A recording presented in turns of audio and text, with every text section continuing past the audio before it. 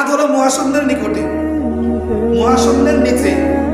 এই মহাশূন্য পর্যন্ত বৈজ্ঞানিকরা বুঝতে কি হয়েছে বলেন? সক্ষম হয়েছে। কি হয়েছে বলেন? সক্ষম হয়েছে। এই মহাশূন্য পর্যন্ত, মহাশূন্যের নিচে চাঁদের দেশ পর্যন্ত বৈজ্ঞানিকরা বুঝতে সক্ষম হয়েছে। অর্থাৎ পৃথিবীর জ্ঞানের সর্বোচ্চ সীমা হলো যে একটা চন্দ্র পর্যন্ত। একটা কি পর্যন্ত বলেন? একটা চন্দ্র পর্যন্ত। আল্লাহ পাক রব্বুল আলামিন এই মহাচন্দ্র থেকে মহাশূন্য পর্যন্ত আল্লাহ পাক রব্বুল আলামিন রাস্তা তৈরি করেছেন 500 বছরের রাস্তা। কত বছরের রাস্তা? 500। এখনো কিন্তু কোনো গবেষক কিয়ামত পর্যন্ত, কোনো বৈজ্ঞানিক, কোনো দার্শনিক মহাশূন্য পর্যন্ত বুঝতে পারবে না। নিচে নক্ষত্র পর্যন্ত বুঝবে যে মহাশূন্য থেকে নক্ষত্র অনেক নিচে থাকে। ওই মহাশূন্য থেকে প্রথম আসমানের দূরত্ব হলো 500 বছর রাস্তা। আল্লাহ পাক রব্বুল আলামিন রাসূল আকরাম সাল্লাল্লাহু আলাইহি সাল্লামকে নবুয়ত দেওয়ার আগে আসমান থেকে চাঁদ রাসূল পর্যন্ত নিয়ে আসছেন। এটা নবুয়তের আগে না পরে বলেন? নবুয়তের আগে।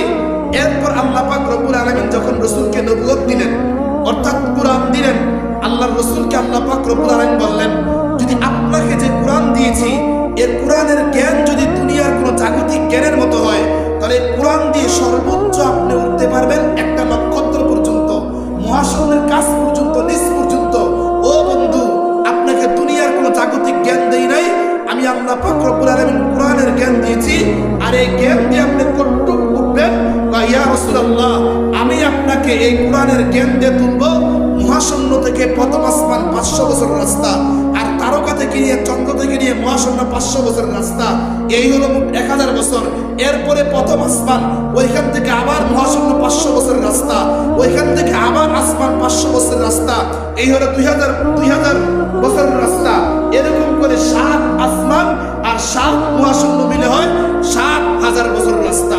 আল্লাহ পাক রব্বুল আলামিন রাসূল আকরাম সাল্লাল্লাহু আলাইহি সাল্লামকে বললেন, দুনিয়ার জ্ঞানের মতো কোরআনের কোনো জ্ঞান নাই। যে জ্ঞান আমি কোরআনের জ্ঞান আপনাকে দিয়েছি, এই কোরআনের জ্ঞান দিয়ে আমি আল্লাহ পাক রব্বুল আলামিন 7000 বছর রাস্তা সেকেন্ডের মধ্যে পানি দিয়ে দেব। মানে বৈজ্ঞানিক, দার্শনিক, আমেরিকার বড় বড় শিক্ষিত শয়তান যারা আছে, তারা যেতে পারে নক্ষত্র পর্যন্ত। যারা কোরআনকে অবজ্ঞা করে, যারা ইসলামকে অবজ্ঞা করে, কিন্তু রাসূল আকরাম সাল্লাল্লাহু আলাইহি সাল্লামের সিনার মধ্যে আল্লাহ পাক কোরআন দিয়েছে।